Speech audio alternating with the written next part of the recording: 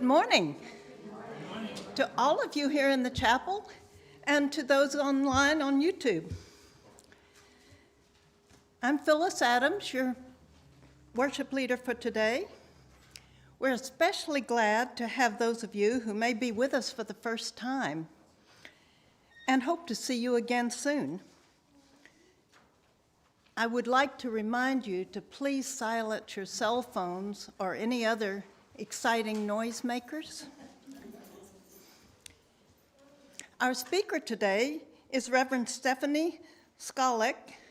She's a hospital chaplain and Unitarian Universalist minister whose ministry is rooted in compassionate curiosity and the lifelong practice of reaching across difference to co-create meaning. Sounds interesting. Stephani believes that every human encounter is its own kind of cross-cultural conversation, an invitation to connect, insight, and transformation. Her message today is titled, She Persisted, the story of Reverend Olympia Brown. Eastrose Fellowship sits on the occupied territory of the Clackamas Chinook people who were forcibly displaced from this land to the Grand Ronde Reservation in 1855. We acknowledge the sacrifices endured by the ancestors of this land, and that our presence here today is only possible because of the injustices committed against them. We recognize the inherent sovereignty of the Chinook Nation and confederated tribes of Grand Ronde who carry on the traditions, history, and legacy held by their ancestors from time immemorial to this day. We seek meaningful relationships with these communities that foster repair. Let's take a moment now and greet each other here today, both in the chapel and online. Please stand and turn and face the camera and wave enthusiastically, and then greet your neighbor.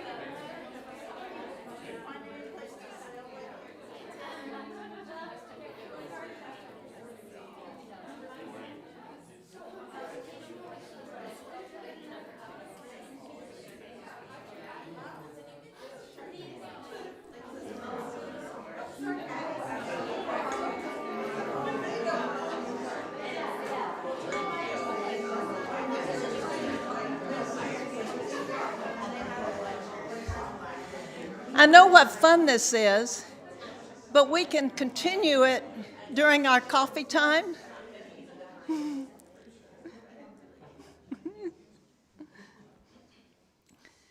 For our online guests, if you would like to share a joy or sorrow during that portion of the service, you can do so by entering it in the YouTube chat, and those will be shared aloud with everyone. I also encourage you to identify yourself in the chat so we may better acknowledge your presence with us today. Our responsive call to worship today is titled Hope Rises, adopted from A House of Hope, the Promise of Progressive Religion for the 21st Century by John A. Burens, Rebecca Ann Parker. I'll read the gold, and you will respond with the white. Hope rises. It rises from the heart of life, here and now, beating with joy and sorrow. Hope longs. It longs for good to be affirmed, for justice and love to prevail, for suffering to be alleviated, and for life to flourish in peace. Hope remembers. It remembers the dreams of those who have gone before and reaches for connection with them across the boundary of death. Hope acts. It acts to bless, to protest, and to repair.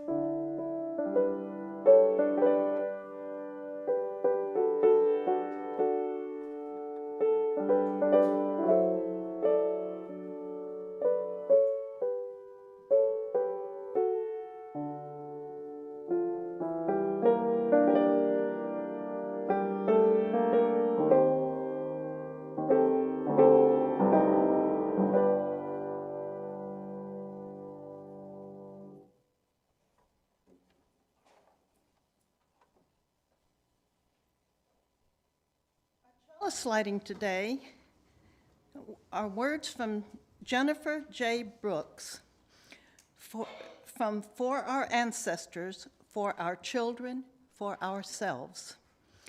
Each Sunday, we light the chalice of our religious heritage. We do this for our ancestors who taught us through their various religious traditions and by their actions for justice and hope. We do this for our children, who are learning the traditions we teach and who learn more from our actions than our words.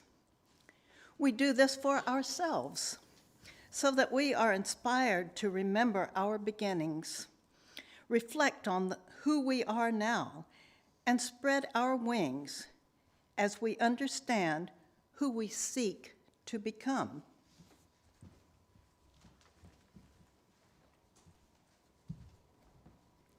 Good morning. Good morning. I am Reverend Stephani Skalak. My pronouns are she, her. And it is a pleasure to be with you all on this fine morning in this lovely air-conditioned sanctuary. There is a famous quote that often gets attributed to Thomas Jefferson, but the most recognizable version of it was actually popularized by Wendell Phillips, who was an American abolitionist, suffragist, and activist. He said, "Eternal vigilance is the price of liberty. Power is ever stealing from the many to the few." Through the years, versions of this idea have been expressed by many people of all stripes. The version that I found that I liked the best was actually by Ronald Reagan, and I understand the irony of that. He put it very succinctly in his inaugural address as governor of California. He said, "Freedom is a fragile thing, and it's never more than one generation away from extinction. It is not ours by way of inheritance. It must be fought for and defended constantly by each generation." Which goes to show you how complicated people can be. Whoever you are, wherever you come from, whatever brought you here today, you are welcome in all of your complexity too. Come, let us worship together. And now, please rise in either body or spirit and sing hymn 1015 in the Teal hymnal. I know I can go on. The words will be on the screen.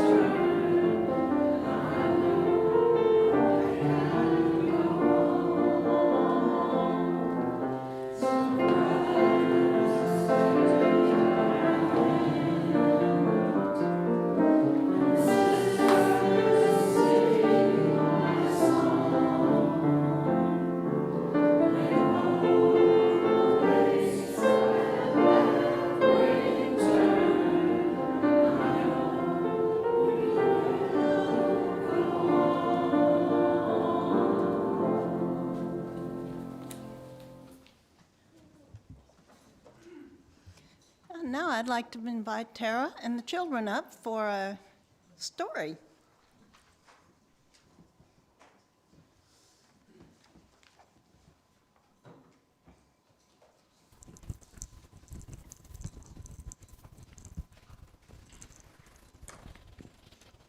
Good morning.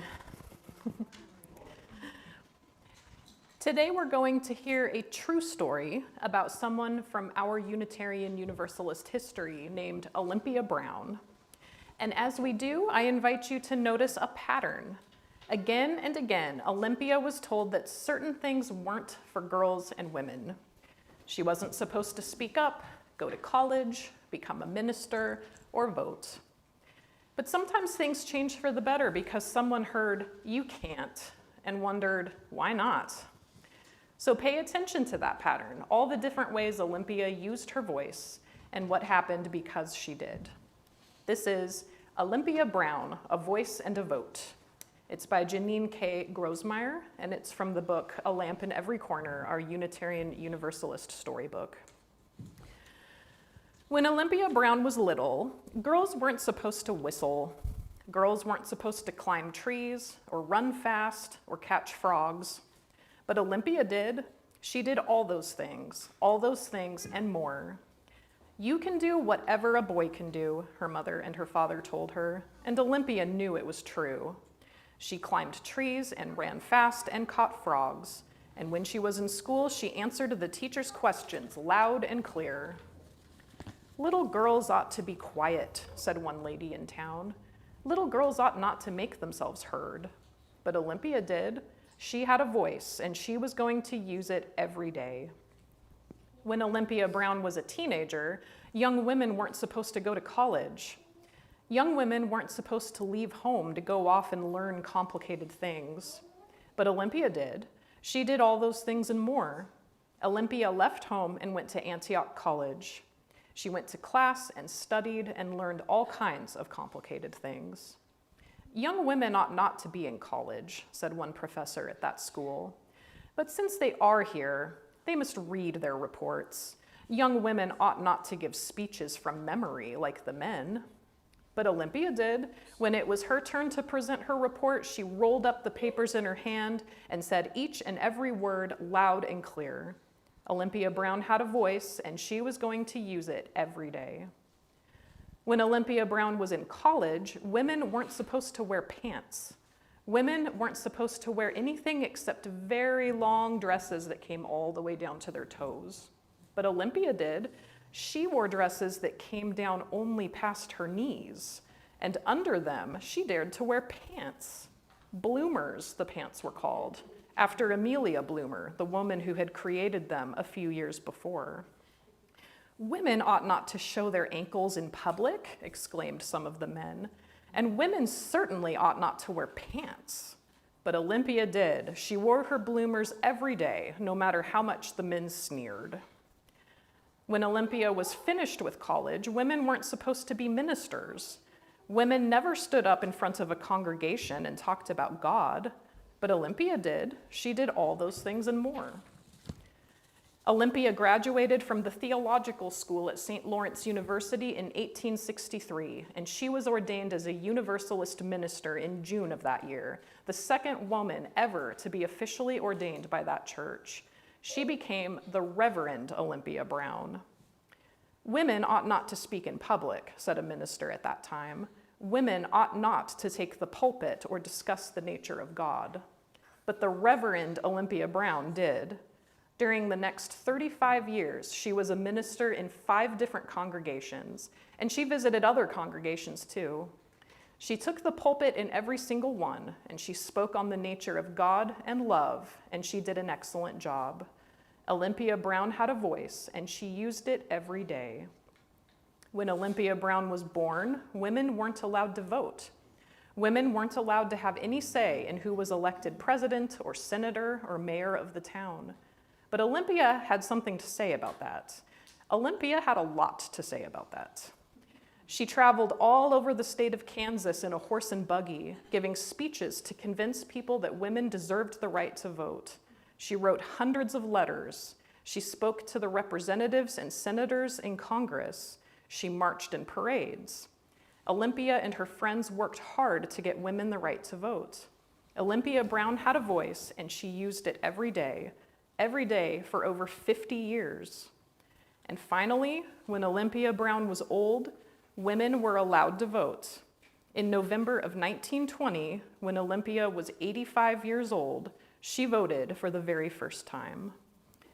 Olympia had always had a voice, and she used it to make sure that she and all the other women in the United States had a vote as well. I'm glad that Olympia kept using her voice. And now it's time for us to head back to RE. So if the adults along the center aisle will form a bridge, we'll sing the children out.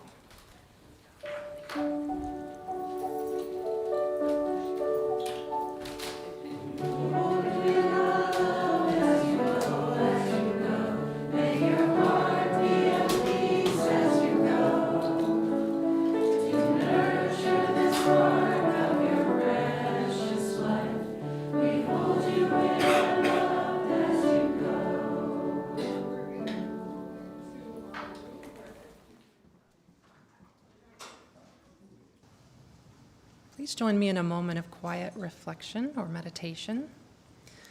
So get comfortable in your seats. Feel the seat holding your body, the floor supporting your feet, and the earth supporting all. On an inhale, bring your shoulders up to your ears, and then on a big exhale, drop your shoulders. And continue breathing at a rhythm that feels natural to you.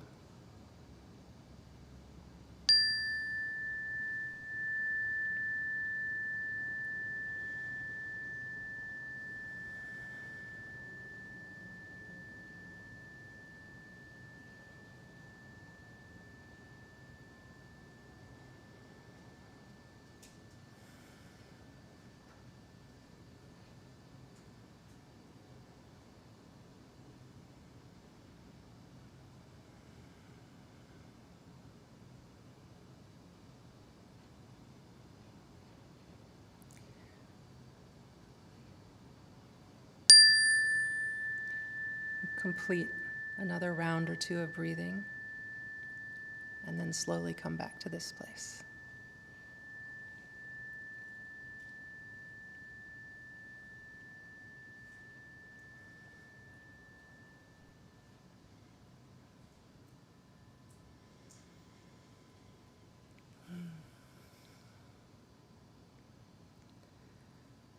Please remain seated. We're going to sing number 1031 in the Teal hymnal, Filled with Loving Kindness. I will play a short intro, then we will sing it twice.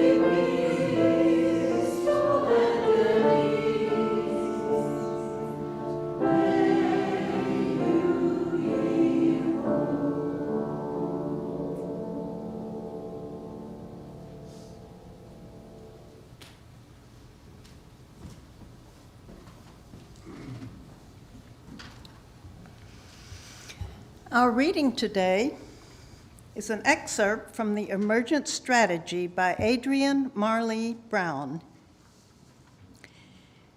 This may be the most important element to understand, that what we practice at the small scale sets the pattern for the whole system. We say, transform yourself, transform the world. This doesn't mean to get lost in the self, but rather to see our own lives and work and relationships as a front line, a first place we can practice justice, liberation, and alignment with each other and with the planet. At a collective level, this is the invitation to practice the world we wish to see in the current landscape. Yes, resist the onslaught of oppression, but measure our success not just by what we stop, but by how many of us feel and can say, I am living a life I don't regret, a life that will resonate with my ancestors and with as many generations forward as I can imagine.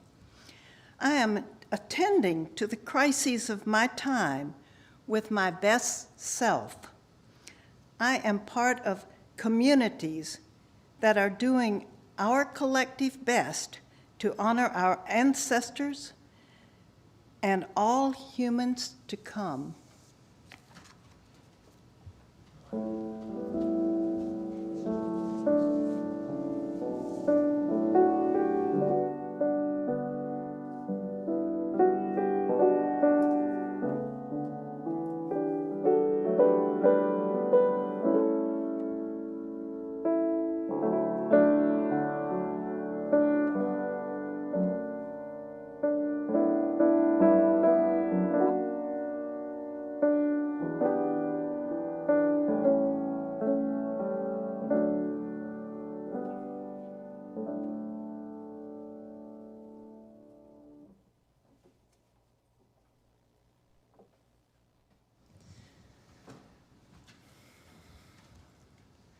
So, Weltschmerz is a word that we borrow from German.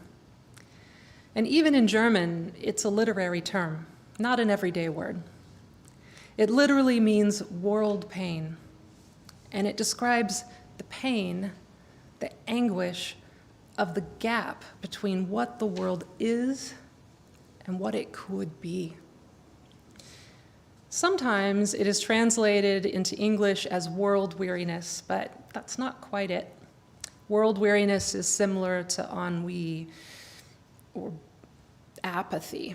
It implies a listlessness, a disillusionment with the world at large, a sense that you've seen it all and you are so over it. Whatever. But Weltschmerz, there is a sense of yearning, a sense of grief in Weltschmerz. If that description resonates with how you have been feeling, you are not alone. And there are countless people, not just in America, but all around the world right now, struggling to forge a more just world in ways both big and small. And we are not alone in history either. Our ancestors are in this struggle with us. Our children and their children and their children are in this struggle with us. The Reverend Olympia Brown is a spiritual ancestor of ours, a Universalist hero. And I want to tell you a little bit about her today, although you already learned quite a bit of it. Her life is actually really well documented, both online and in books, and I heartily recommend you go learn more about her, because I guarantee I won't do her justice in our short time together today, and also because, like all of us, she was a complicated person. There are two main story arcs that I want to highlight. She was the first woman to achieve full ministerial standing, recognized by a national denomination. And she worked tirelessly for women's suffrage, taking great risks to do so. She had a good start in life. As you heard, her family was really progressive, radical even. She was born in 1835 in Michigan, and her parents were farmers and lifelong Universalists. It was important to them that their daughters be educated, even though educating daughters was not something that was a given in those days. But the Browns were so dedicated to the radical idea of girls' education that Asa, her father, built a schoolhouse on their family farm. And then, with little Olympia in tow, he drove his horse and buggy from door to door, from farm to farm, raising funds to hire a teacher and drumming up enrollment for the school. Maybe that's where little Olympia learned to be so persuasive and so persistent. Things got harder when she set her sights on college, and there were roadblocks all along this path. Women's colleges at that time were more like finishing schools, but she wanted a real education, an equal education. She had a lot of false starts and frustration before finally enrolling in Antioch College in Yellow Springs, Ohio, which, while not perfect, was an overall good experience for her, much better than what had come previously. Thanks in no small part to another spiritual ancestor of ours, Horace Mann, the great education reformer who was a Unitarian and who was the head of that college at that time and was conducting this great experiment in coeducation. But the real trouble started when she set her sights on divinity school. As you heard, she wanted to be a minister. Meadville Theological School in Pennsylvania, a Unitarian seminary, turned her down flat. They straight up scoffed at the idea of a female minister, said that would be ridiculous. I graduated from Meadville, by the way. Something that Reverend Olympia Brown no doubt helped make possible. Oberlin College accepted her application, but then explained to her that she wouldn't be allowed to speak, because while Oberlin admitted women and allowed them to attend lectures, they were believed that the women should be seen and not heard. Oberlin's female students were expected to spend their time, quote, being trained to serve as discreet, genteel, pious, and frugal wives for ministers. Yeah. Finally, Olympia got into the Universalist Theological School of St. Lawrence University. She got an acceptance letter, and along with it, she also received a letter from Ebenezer Fisher, the president of the school. Mr. Fisher wrote to her that while he personally did not think that women had any business in the ministry, that he would leave that between her and God. Mr. Fisher was very surprised when she showed up that fall. He had intended for his letter to discourage her. He thought that she would understand that God would agree with him and not with her. So the only place that said yes also said point blank to her face that they didn't really want her there. But she didn't let that stop her. She showed up ready to work just as hard as anyone else, harder even.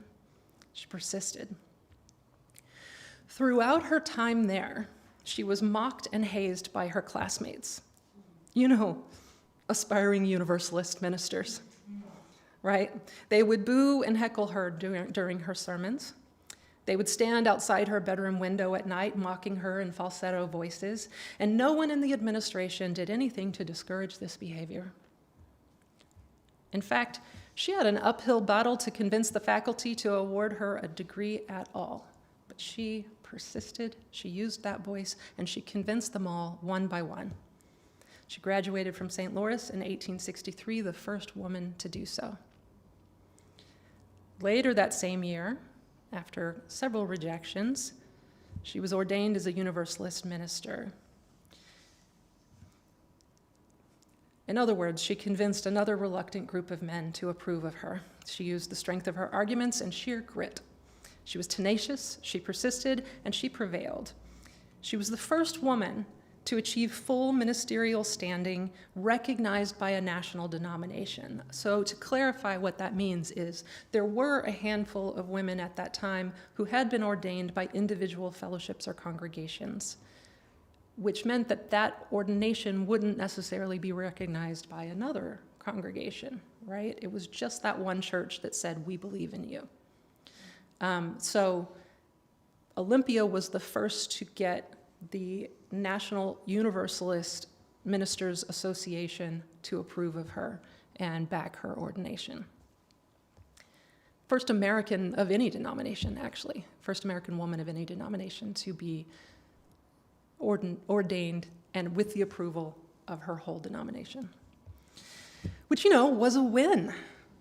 But then the actual work of being a minister began, which had its own pitfalls and prejudices to overcome, and pretty much all of the congregations that she served in her lifetime accepted her out of desperation. They were struggling and impoverished, and frankly, no one else wanted them. In her autobiography, she wrote, "I could only find work in run-down or comatose churches. All I could do was take some place that had been abandoned by others and make something of it, and this I was only too glad to do." And every church that she served was thriving by the time she moved on. When we tell this story from a distance, it can sound like a series of wins, but it's also a litany of hostility and obstruction. It took incredible conviction and resilience to face setback after setback and to persist despite it all. And it wasn't just her belief, I think, in her voice, it was her Universalist Christian faith that said, this is wrong. It is wrong to leave half the population out. While serving a congregation in Massachusetts, Olympia came to know several prominent women's rights activists, such as Lucy Stone and Susan B. Anthony, and she became active in the women's suffrage movement. She took that tour of Kansas that was mentioned earlier. One of the things to know about that, 4 months, she took a leave of absence from her congregation for 4 months. She went to Kansas where there was a bill that was going to be about women's suffrage. There was a ballot measure coming up for a vote, and she was invited to do this tour, and she was told that it was all going to be lined up for her, but it turned out that almost nothing had been done. The dates and towns were established, but no transportation, no lodging, no advertising for the speeches. Often the halls hadn't even been booked. And to top it all off, everywhere she went, there were protesters determined to disrupt her speeches. They were angry about the idea of women voting, but she was passionate about her cause. So she rolled up her sleeves, organized it herself, and gave more than 300 speeches in a 4-month span. That's almost 3 a day. In the end, only 1/3 of the Kansas votes were in favor of women's suffrage. And some would see that as a failure, but you know what? She saw that as a major victory. She convinced 30% of those men to vote for women's suffrage. It was a vast improvement. She moved the needle toward justice. Like Adrienne Marie Brown said in our reading earlier, she was living in a way that made her say, I am doing the best that I can in the moment that I'm in, right? After about 30-some-odd years of parish ministry, she gave up being a minister and instead devoted herself full-time to the cause of women's rights, focusing on suffrage and access to higher education. And for the next 30 years, she worked tirelessly. And over time, the movement grew more confrontational. And in the early 1900s, they took the message out of the lecture halls and into the streets, where they were often met with violence, with harassment from both men who had organized opposition and the policemen who should have at least been neutral, but joined the side of the men who were harassing them. Despite Olympia being in her 70s and 80s by that time, she was right there in the streets, shoulder to shoulder with a new generation of suffragists. Her Universalist Christian faith gave her the courage of her convictions. On November 2nd, in 1920, Reverend Olympia cast her vote in the first American election to allow women voters. Having seen the goal that she had worked for decades come to pass, she promptly began working for world peace as a member of the Women's International League for Peace and Freedom. She was 85 years old. And doesn't that feel like such a beautiful ending to this story? It is so satisfying that she got to see that day, that she got to cast her vote after literally decades of working toward that. But of course, we know that that wasn't the end of the story of fighting for women's rights. It was just the end of Olympia Brown's part in fighting for them. It's an origin story, not the whole story. In 1920, when the 19th Amendment was passed, there were 26 million adult women in America who were newly eligible to vote. But 2 months later, on that November day when Reverend Olympia cast her vote, only about 7 million of them did. Why? There's a lot of reasons why. Some of those women probably thought they shouldn't have a vote. Some of those women's husbands probably didn't let them go vote. But mostly, there was widespread voter suppression.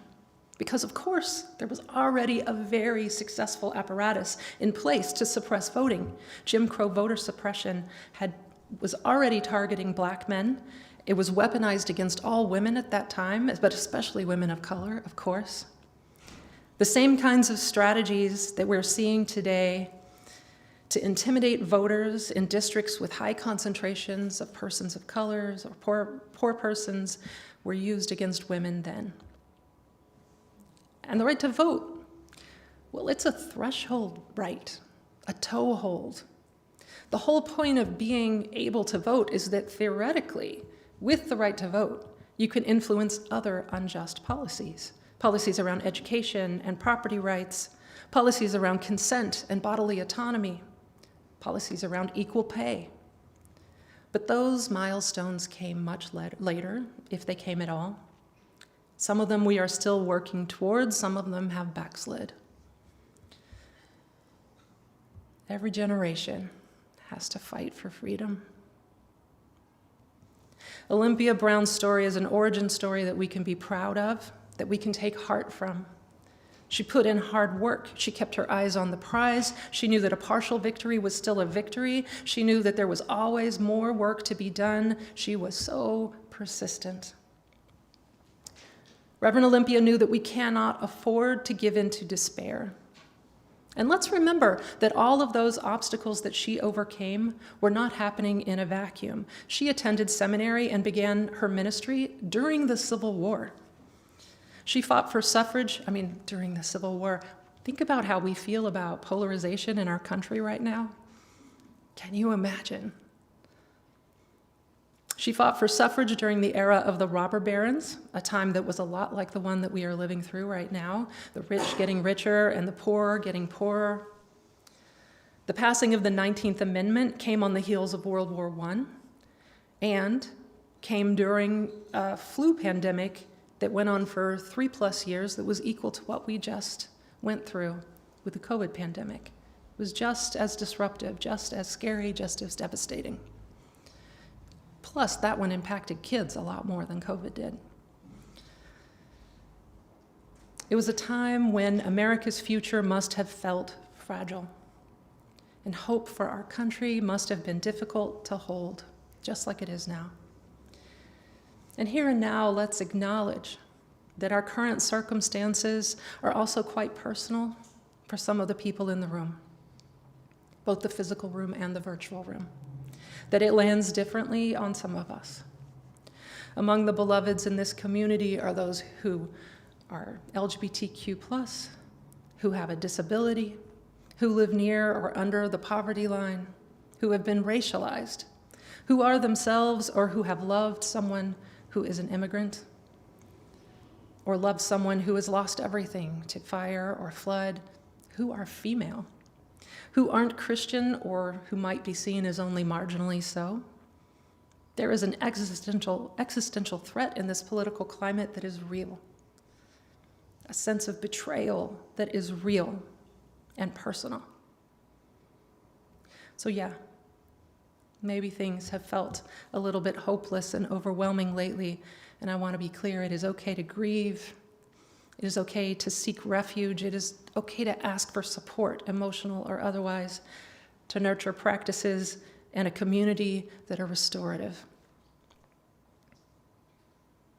This whole last year has been a blitz of bad news, and there are still hard times ahead. We need to be kind to ourselves and to one another. We need to savor joy when and where we find it. Joy is resistance. Rest is resistance. We need to celebrate partial victories, and we need to pace ourselves. Most of all, Like Reverend Olympia, we cannot afford to give in to despair, and we cannot ignore the work. In his book, Life After Doom, Brian McLaren says that both hope and hopelessness can have a surprisingly similar appeal. Both relieve us from the uncertainty of an unknown future.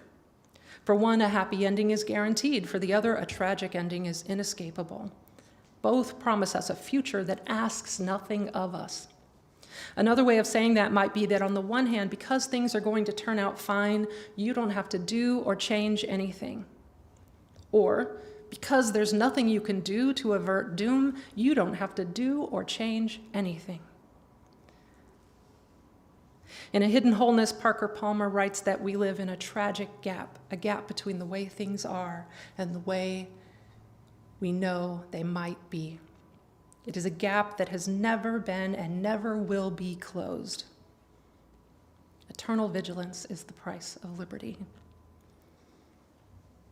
He describes it as the space between a complacent hope and despair. I've never heard Parker Palmer use the word Weltschmerz, but he does talk about the heartbreak of abiding in this tragic gap. He says, as I stand in the tragic gap between reality and possibility, this small, tight fist of a thing called my heart can break open into greater capacity. Not broken into shards, but broken open after being closed.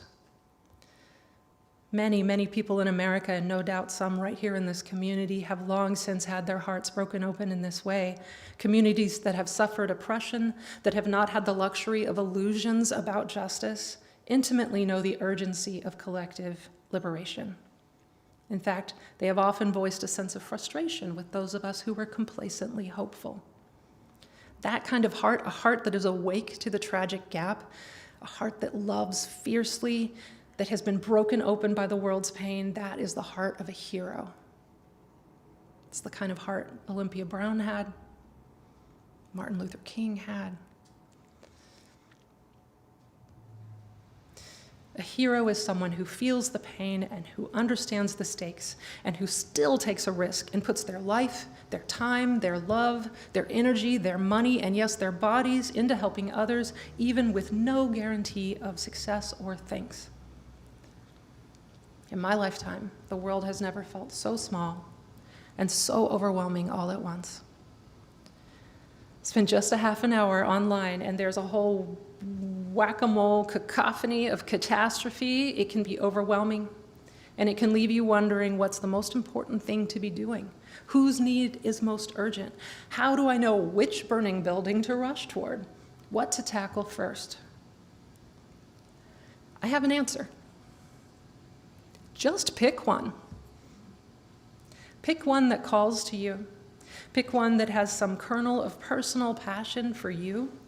Trust that someone else will have a passion for those other causes or those other methods. Pick one. Find something that lights you up, that breaks open your hero's heart, and let's get to work. May it be so. Amen.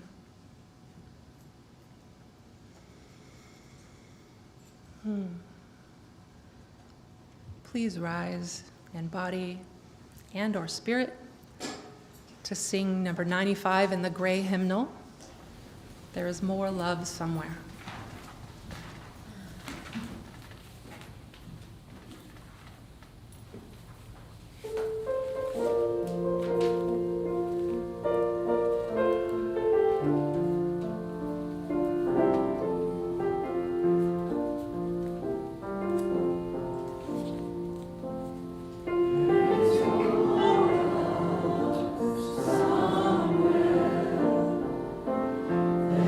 is more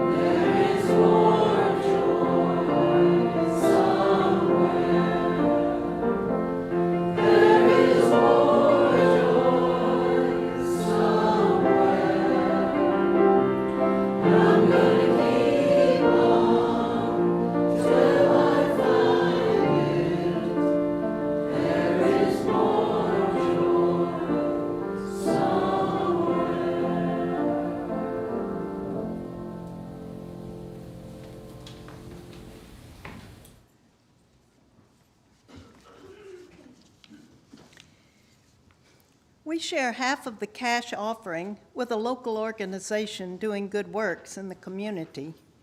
Portland Immigration Rights Coalition is our sharing bounty partner from March through August. They work to empower immigrants, unite families, and build a just community. PIRC maintains a hotline to report ICE activity, provides referrals to legal aid and social services, trains rapid response migrant watchers, and maintains a daily presence at the Portland Immigration Court and ICE building. If you're attending online, you may donate by visiting our website and clicking the donate button, or you may scan the QR code on the screen. If you're here for the first time, we invite you to let the basket pass and truly be our guests. The gifts of the congregation will now be received.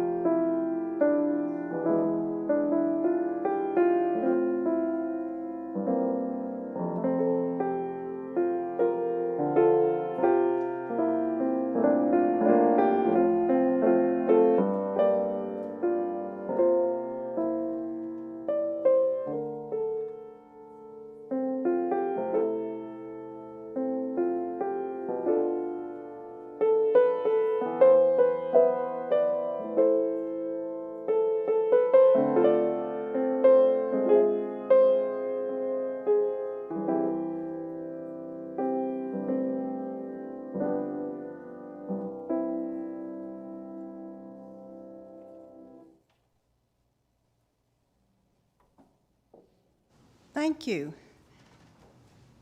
And now, please remain seated and sing our song of gratitude. 1010 in the teal hymnal, We Give Thanks. The words are on the screen.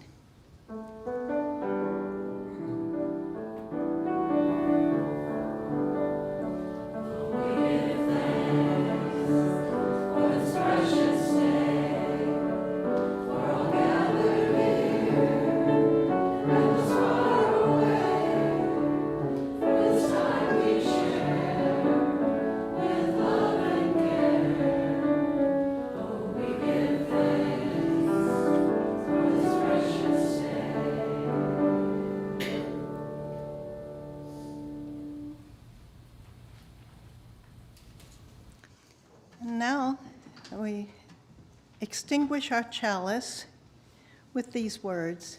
We extinguish this flame to remind us love is the center. As we explore and rest, engage and heal, love remains the center. When all we can see is cold ashes, love remains. That from Eric Hepburn.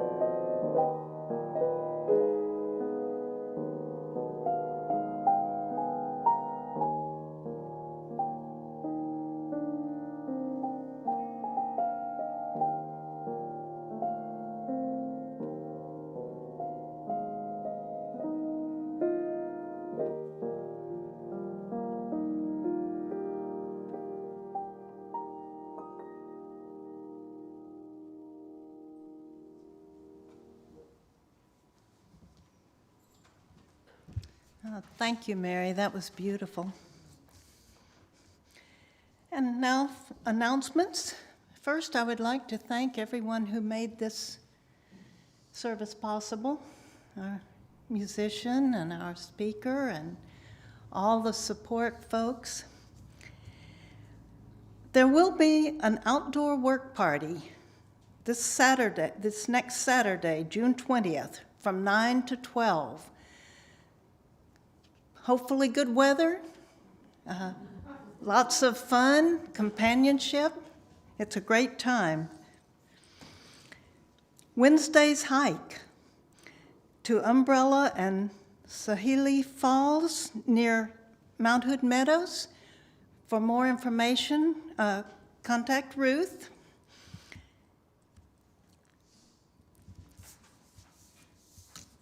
There are other announcements in the pedals that you can check for details, but we do have a couple more. An update on friendship dinners. If Ruth, would you like to come and? Thank you. Yeah, apparently Staffy told me last week I didn't use the microphone and people on YouTube couldn't hear me, so, okay. I'm not used to being up here. Well, you can follow up after the work party by going home, taking a shower, and then going to a friendship dinner. It's very simple to sign up. It's a great way to get to know other people within the congregation. At this moment in time, I have more hosts that would like to host than I have guests that want to go. So that means you have 3 different ways to sign up. I have these red sheets. They're around on the various seats there. You can fill one of those out. I'll stay a little bit after, and you can fill one out and give it to me.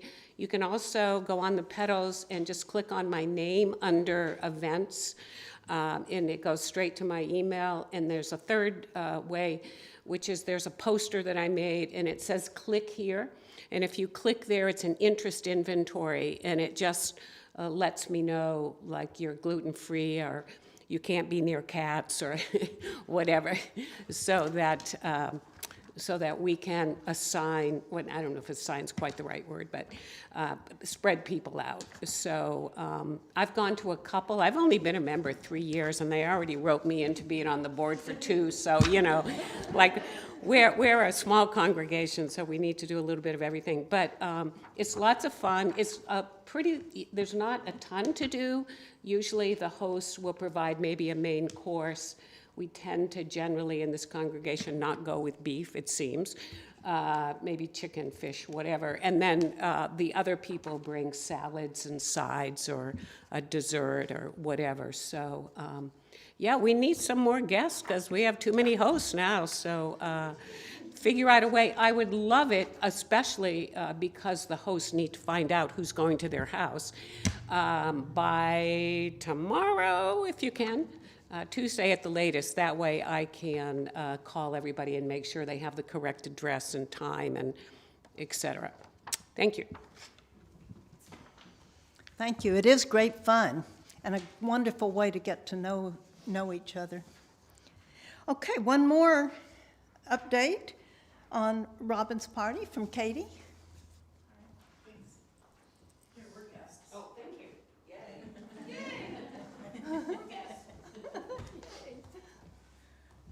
Hello. I want to remind you that Rev. Robbins' last Sunday preaching with us will be June 28th, and we will have a retirement celebration for her immediately after the service. There are 3 ways we would love your help. First, we are planning to share cake and beverages after the service. We are hoping to have 8 to 10 different cakes for everyone to enjoy.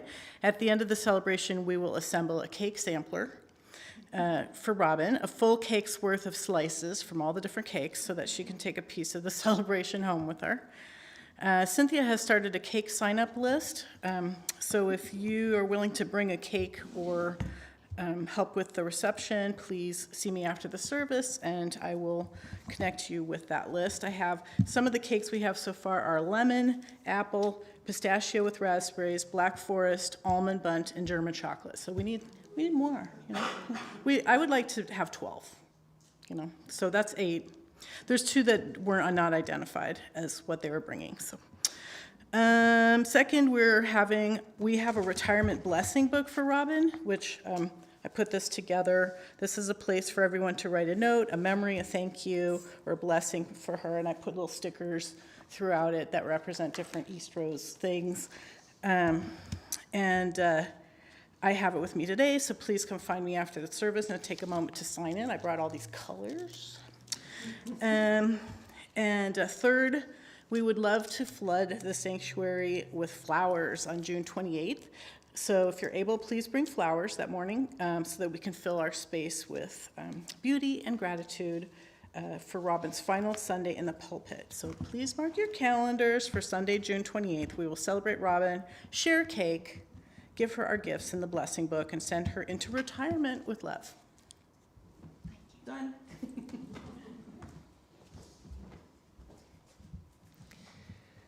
Please join me in our unison benediction, which is adapted from Thessalonians. Go out into the world in peace. Have courage. Hold on to what is good. Return to no person evil for evil. Strengthen the faint-hearted. Support the weak. Help the suffering. Honor all beings. Our service has ended for today. It's time for social hour, coffee, and conversation in the Thatcher Room. May the light of this community shine within you until you meet again. May you thrive. Go in peace and go in love.